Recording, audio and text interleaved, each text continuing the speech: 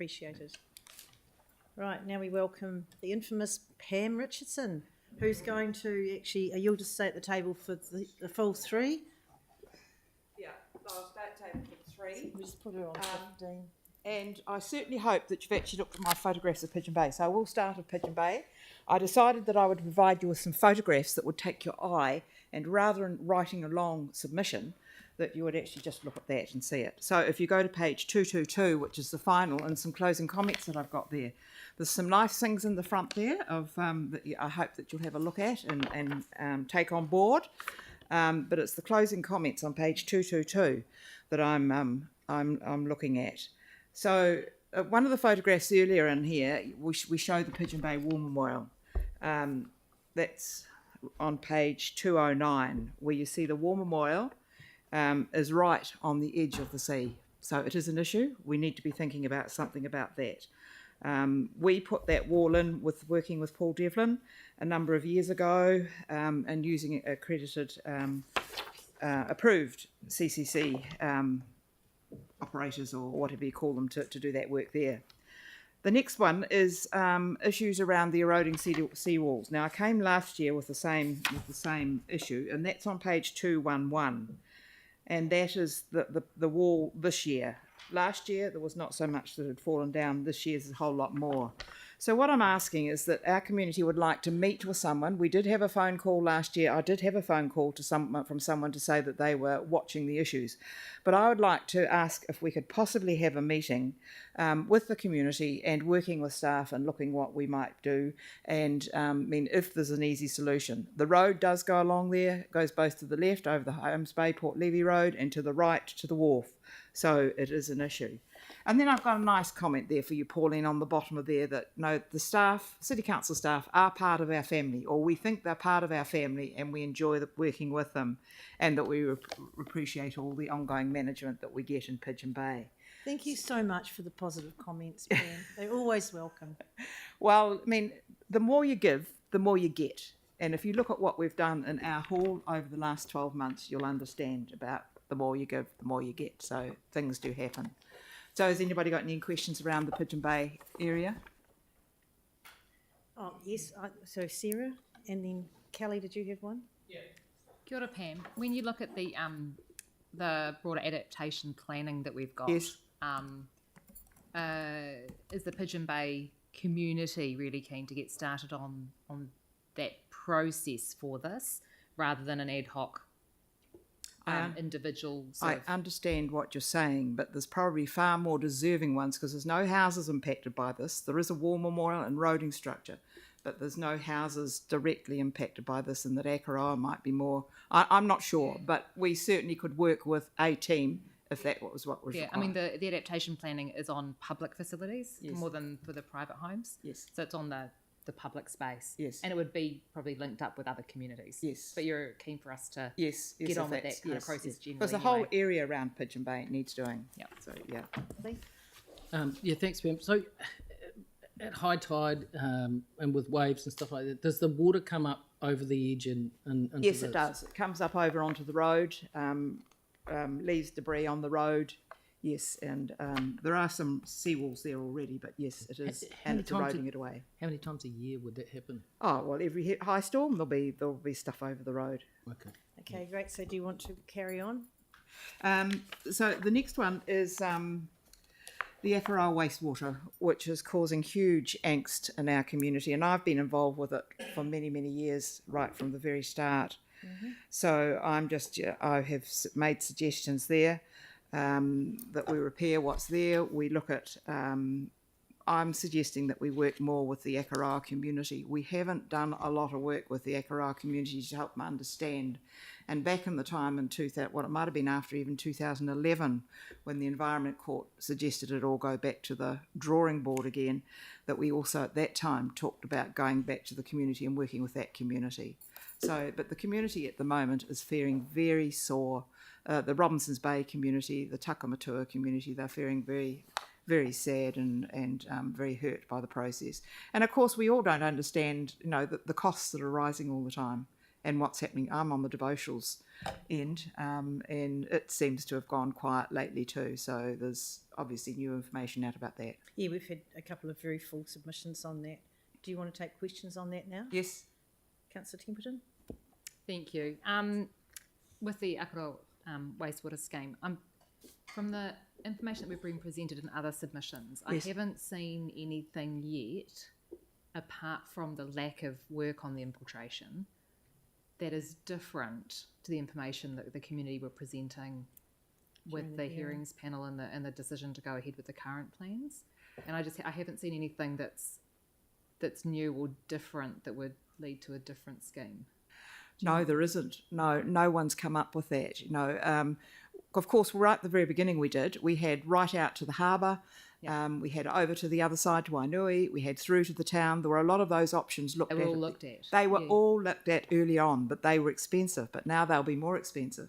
But we just need to have an opportunity to sit down and, hey, look, how can we do this together and what would be a good outcome? So has the community, the working group continued? Because that was a result of the recommendations. No, I'm not. I haven't been involved with the working group. But there is a working group still? There was a working group from Robinson's Bay that was working with the council.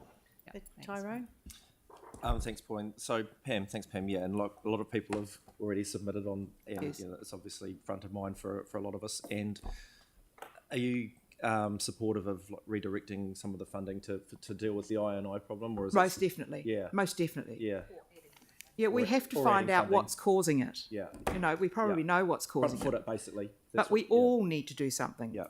No, good. not Thanks, just the Pam. council. Okay. Well said, Pam. Thank you. Do you want to carry on?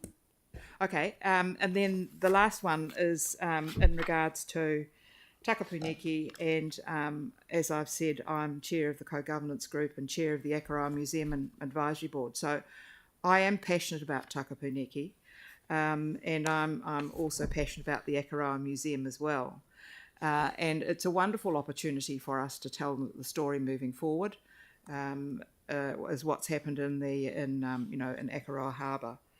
And it's I'm delighted by what the council has itself, the Te Honga Committee, as I mentioned down there, and the opportunity for all of those runanga to work very closely with the council.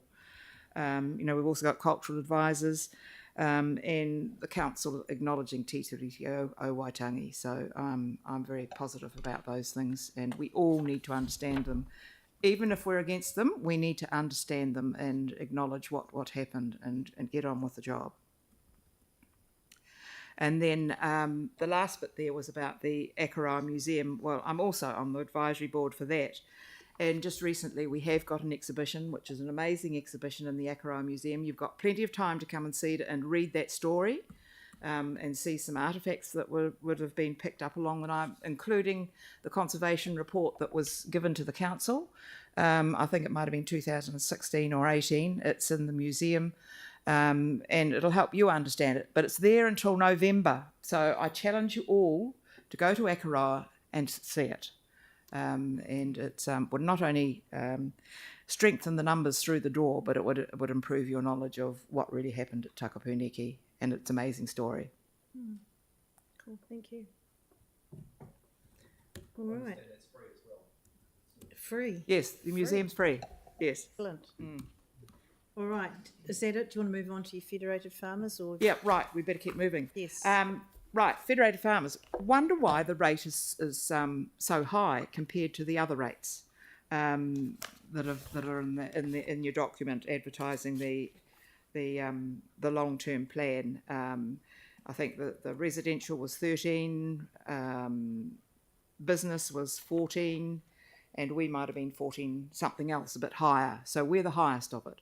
We do acknowledge that we've still got the rural differential, and that we've also, we don't receive the water, sewer, and those other rates on a rural property. So there is a reason why we get that rural differential. But I can't find in my reading, and I've done a lot of reading, I love your asset and activity plans. They're very clear in what's happening.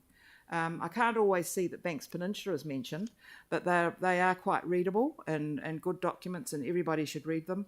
One of the ones that's most exciting is, I think, about community facilities and recognising that there are problems around community facilities, but it explains what the issues are. So if I go and have a look for something about rural rates or transport on our roads, it's not quite so easy to find the reasoning behind those things. So just as federated farmers, we would like to know why is that rural rate that little bit higher, and you also refer to the land drainage rate. Well, there are not many land drainage areas on Banks Peninsula. So whether it's the way you've actually presented it to us as a community, perhaps you need to be looking at how you present that. You perhaps shouldn't have included the land drainage rate in it to get that average price for rural properties. So look, we welcome the opportunity of working with the council as well. The rates rebate scheme, the UAGC. Look, we need to celebrate that because last year you were talking about reducing it to $50, and so that would have created a higher rate for us as rural ratepayers. So it's spread more evenly across the community. So we appreciate that, but we're still suggesting it goes to 30%, of which the maximum you're allowed to go to. So and there we talked about other things that we would like to see happen. We're very keen to be involved in the climate change and community resilience, Sarah, so yes.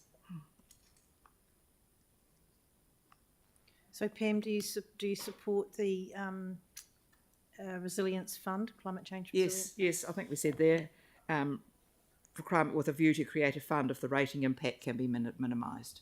And that's a big if, isn't it? But Yes, yes. Right, questions, Sarah, and then Yanni. Yeah, just on that, Banks Peninsula has a lot of roads that are already sometimes impacted by severe weather, and Yes. lots of those low-lying coastal roads. Yes.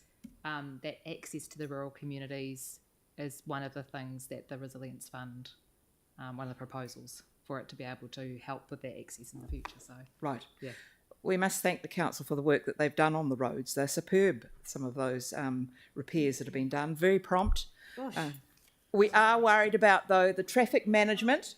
We are worried about the traffic management that's done on the roads, and we're told that it's the same as what they have in the city, but it must be costing you a small fortune. And if you could tell us how much is being spent on traffic management around the work that's being on Banks Peninsula, we'd appreciate it, and the council might appreciate the cost. We hear that Wakako Tahi are Then? reviewing the guidelines. And Yanni.